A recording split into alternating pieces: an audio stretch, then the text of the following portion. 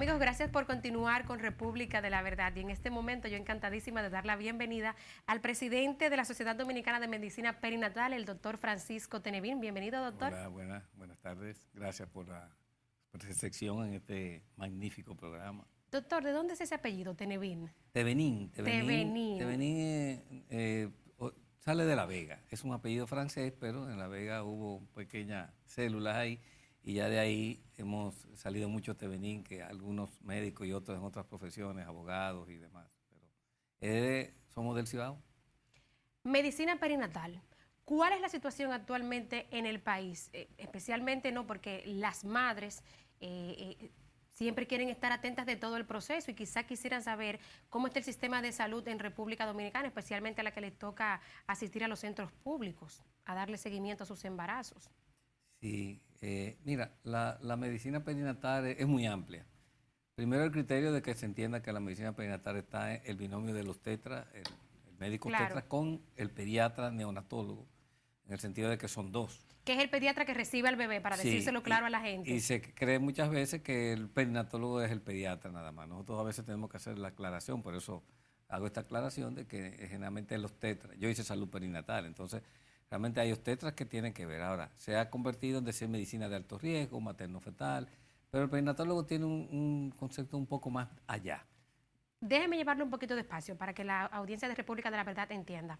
Es decir, que el ginecólogo o el ginecostetra que atiende a la mujer durante el embarazo, en muchas ocasiones es o debería ser un perinatólogo también, es decir, estar preparado para recibir al bebé. Hace medicina perinatal, en el sentido de que, pues digo que te decía que iba un poco más allá, porque el que hace medicina perinatal tiene que saber un poco del embarazo de alto riesgo, las enfermedades de la mamá, pero debe de incursionar un poco más en el manejo de ese recién nacido, o sea, que usted tenga la potestad de discutir un poco un manejo de un recién nacido, no es que usted es pediatra, pero que puede no se hacerlo. Quede solamente hasta la atención a la madre. Y tiene una base fundamental la medicina perinatal, que es la investigación, que las cosas se hagan basadas en investigaciones, que decir, en evidencia científica. Claro. Entonces el perinatólogo tiene que ahondar, uno mismo como perinatólogo, dentro de un poco más la investigación en medicina científica de enfermedades de la mamá y de enfermedades del niño. Por eso tú ves que a veces uno en ciertos sitios opina un poco sobre la neonatología, sobre el recién nacido, y opina ya más fuertemente sobre la mujer embarazada. Entonces, esa es la medicina perinatal. ¿Cómo estamos en República Dominicana de profesionales, el sistema de equipos? Bueno, primero la formación, ¿no? Aquí hay varias escuelas de perinatología para formar al pediatra en la parte de neonatología, o sea, en la atención del niño en esos primeros 28 días al nacer, que es parte de lo que compete la neonatología de la perinatología. Hay varias escuelas en ese sentido. Escuelas en obstetricia en Santiago. En Santiago sí preparan al médico obstetra en el área de perinatología y muchos van a Puerto Rico a hacer ¿En qué un hospital poco más, universitario? ¿no? En el Cabral Okay. tienen esto. Después de ahí, pues en el distrito en Santo Domingo no tenemos, ¿no? O sea, no. Estamos nosotros trabajando como Sociedad Dominicana de Medicina Perinatal, elaborando todo un protocolo y un programa que se pueda presentar para que comencemos en Santo Domingo pues también a prepararlo. Porque yo creo que hay que preparar al médico en todo el contexto. Claro. El contexto de lo que es la medicina importante, materno-fetal, la medicina de alto riesgo, el concepto de lo que es la neonatología y la investigación, que es el pilar donde se pierde un poco el criterio. A veces la investigación y el análisis científico de lo que tú vas a hacer tenga un fundamento científico. No lo hago porque yo lo hago, me sale bien. Cuando usted va a tener que reclamar lo que usted hizo, si estuvo bien o no, siempre se irán a las informaciones desde el punto de vista científico. ¿De cuánto es la matrícula de la Sociedad de Perinatólogos? Nosotros tenemos aproximadamente unos 1.800 médicos realmente, que ya te dije, la mayoría son pediatras y un 30% que incursionan dentro de la medicina perinatal, pero que son obstetras.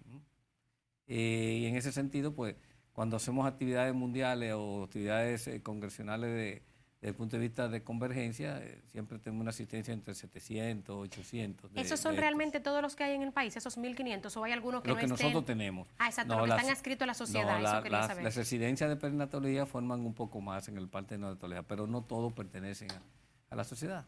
¿Hay requisitos para pertenecer a la Sociedad de Perinatología? Sí, que sea perinatólogo, neonatólogo, o sea, que haya hecho su especialidad. A los tetras, exigirle que sea perinatólogo tetra no ha resultado difícil porque ya te digo, en Santiago apenas salen algunos, pero sí por lo menos que son tetras dedicados al área del cuidado de la mujer en el contexto de lo que es la perinatología, esa mujer embarazada. Nosotros vamos más allá, hasta la mujer no embarazada, inclusive, es importante para la medicina perinatal. Doctor, yo me imagino que a usted no lo dejan ir de ninguna entrevista sin preguntarle por las muertes neonatales, ¿no? Es un periodo, especialmente los recién nacidos o los bebés que nacen con algunas condiciones, conocer las estadísticas en el país.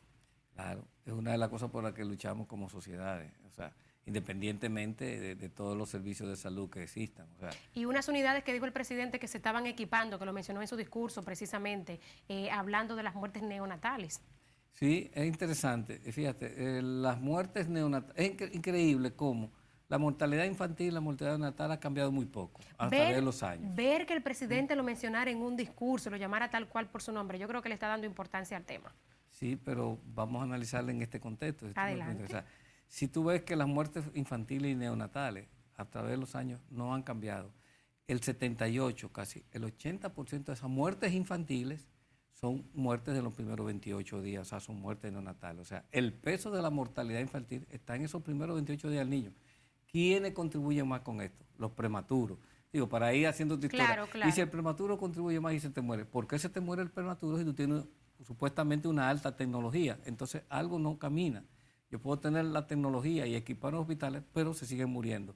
La prueba de que se siguen muriendo es que si tú buscas la estadística del Servicio Epidemiológico de Salud Pública, las muertes neonatales cada año siempre son más. Debería de ser menos si tú tienes ya una implementación. Que el 2021 cerró con un 20% más.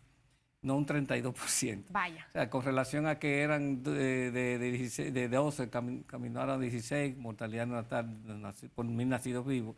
Entonces, realmente se ha incrementado. Igualmente, la mortalidad materna se incrementa. Entonces, yo creo que es interesante que se invierte en equipos, se invierte en tecnología. Es bueno porque es necesario. Pero tal vez la inversión debe de ir un poco más allá en otras cosas más. En la educación médica continuada. Que el médico realmente tenga protocolos de manejo. Exigirle. Y a veces hasta... Claro. Sí. Y a exigirlo veces, sobre todo, porque probablemente supongo que los régimen de protocolos los consecuencia. hay. Claro. Debe existir el régimen de consecuencia también. O sea que también realmente si usted está dentro de una institución y está haciendo una actividad, usted tenga normas y criterios de manejo y que todos hagamos lo mismo. Se está trabajando mucho y es interesante en lo que es la consulta prenatal con la historia clínica perinatal, que existe desde hace muchos años. Yo me acuerdo del año 86, 87 ya la historia clínica perinatal estaba aquí. Se trató de imponer para que una mujer con su carnet prenatal y su consulta prenatal pudiera ir a cualquier dependencia del Estado y ahí está su historia de su embarazo. Pero ha sido difícil. No hay ese inculcar. Nivel de organización en ha el sido sistema difícil público. Y yo creo que también influye tanto a las instituciones de insistir un poco más, como también el propio personal de salud. Hay una situación. Y yo creo que nosotros, hacia ahí que queremos trabajar. Nosotros como sociedad tenemos algo implementado. Si el prematuro es el que más nace y contribuye más con la muerte, vamos a trabajar en que ese embarazo prematuro no se produzca. O que si es prematuro sea el que ya tenga más posibilidades de vida, no el de las 28 o 30 semanas. Si pero tú ves ahí la no maternidad, actúa solo el perinatólogo, sino también la medicina obstétrica, entonces, ¿no? Por eso, y todo la el sistema medicina está de ahí. perinatología en ese sentido. Si tú ves, por ejemplo, que en un hospital de 26 niños, casi el 70% se te mueren en los primeros 28 días, o sea, son prematuros, pues seguimos con la misma situación. Entonces tú dices, bueno, tengo cunas térmicas, tengo buenas unidades de cuidados intensivos neonatales. ¿Qué está pasando? Exacto. Entonces yo pienso que debemos de ir un poco más arriba, evitar que nazcan en ese sentido. Entonces nosotros queremos insistir. Estamos elaborando inclusive un programa con... Cuidado con eso, doctor, espérese. Con- Evitar que nazcan a destiempo. A destiempo. Porque es verdad, con toda esta Sí. discusión del aborto que Sí. resurge ahora con el inicio de la legislatura y el Código Penal, evitar que nazcan nazcan a a tiempo, destiempo. sino que los embarazos lleguen a término, ¿no? Que lleguen más o menos, por lo menos cerca de las 37 semanas, porque sabemos que las causas de prematuridad en 80% son a veces desconocidas, o sea, se presenta de repente. Pero hay parámetros y variables que pueden hacer médicos evitar que esto suceda, que en vez de que el niño nazca a las 28, 30 semanas, nazca a las 36, o sea, como llamamos el prematuro tardío. Aportan mucho las extranjeras, que los médicos usualmente se quejan y, bueno, las propias autoridades de salud pública se quejan de que no le conocen la historia, que llegan ya con unos embarazos muy adelantados y con situaciones desconocidas. Aportan mucho las... Aportan... o sea, al número del no son- 78%, por ejemplo, que usted decía. No son el 60% de la muerte materna, aportan un 40% o menos. ¿Y de las infantiles? Realmente, no, de las infantiles sí aportan, por ejemplo, de las que se murieron, de los niños que se murieron en el mes de enero, en un hospital de tercer nivel que nosotros sacamos, de las infantiles, los niños prematuros que se murieron, el 40% eran de extranjeras. Vaya, un número considerable. Sí, o sea, de 10, 4 eran extranjeros. Entonces, realmente, ¿qué pasa? Son las que nacen y llegan a parir un prematuro por complicaciones de la misma madre. Son mujeres que vienen con complicaciones de otras enfermedades, claro, que lamentablemente no son identificadas en la consulta prenatal, o porque llegan nada más al hospital en esas condiciones y cuando tú vienes a tener parto te encuentras con muchas complicaciones, o porque realmente aunque tengan una o dos consultas prenatal, tal vez ahí no se despierta el sistema de protocolo de manejo. O sea, tú captas a esa paciente con una consulta, doctor, no la dejes ir del hospital. Hazle todas las cosas que sean necesarias para tú saber que esa paciente embarazada, que ya la captaste, se te va, pero se va en condiciones que tú sabes lo que tiene. No sé si tú me entiendes. O sea, muchas veces llega, la pesamos, toma la presión, si se le toma la presión, mide la barriga, se fue. Oye, esa es una consulta prenatal, pero es una extranjera. La veo por primera vez a las 20 y pico de semana, no conozco nada de ella. No la deje ir. Que haya un protocolo dentro de ese mismo hospital y eso necesita recursos. Porque esa mujer va a consumir. Claro. Un prematuro consume más de 500,000 pesos en una semana, o sea, casi 1 millón de pesos se lleva el prematuro. Nosotros hicimos un cálculo de que realmente, si tú implementas un protocolo que nosotros establecimos para prevenir, tú le evitas al Estado más de 1.000 millones de pesos en gastos, pero es recursos. Yo creo que es asunto de recursos. Doctor, usted hablaba de insistir en la educación continuada en los especialistas. Vamos a poner entonces en pantalla este banner del Congreso Mundial de Medicina Perinatal, el 10º que viene a República Dominicana. Eso sí es Estamos hablando de un evento no de la región, no de América, sino el Congreso Mundial que viene a Punta Cana. Cuéntenos de esto. Eso sí es interesante. Y atención aquí a los perinatólogos, ¿verdad? Y a los médicos obstetras. Realmente tú tener más de 50 profesores de diferentes países de Europa y algunos que de Estados Unidos, que vienen a denotarnos sus experiencias en mortalidad materna, en COVID, cómo ha infectado el COVID en los países de desarrollo y subdesarrollo, se va a hablar mucho del COVID, en las muertes neonatales, cómo los niños necesitan atención neonatales, cuáles son las herramientas que usted puede disponer.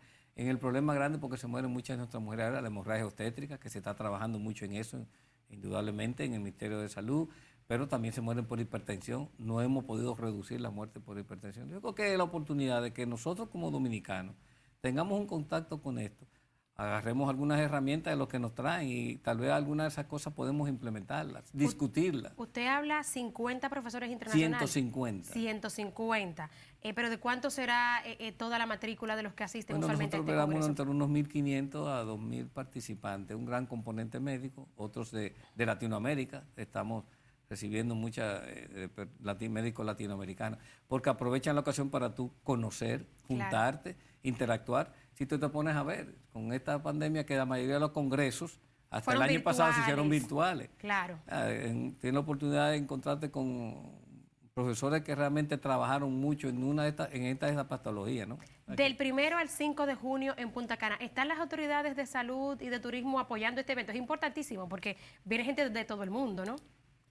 No hemos recibido directamente, más que hemos tenido conversaciones con el ministro de Salud, se han mostrado muy abiertos, pero de otras instituciones del Estado pues hemos tratado y realmente no sería de agrado que verdaderamente el Estado se sintiera estimulado para darse cuenta de lo que estamos vendiendo. Al Ministerio de Turismo por el turismo de salud, por todos los extranjeros que vendrán de todo el mundo a este evento, que es un evento mundial y se celebra en Punta Cana. Muchísimas gracias, doctor Francisco Tenevín. ¿Lo pronuncié bien? Tevenín. Muchísimas gracias, doctor. Gracias. Amigos, y a ustedes no se despeguen, que todavía queda un poquito más de República de la Verdad.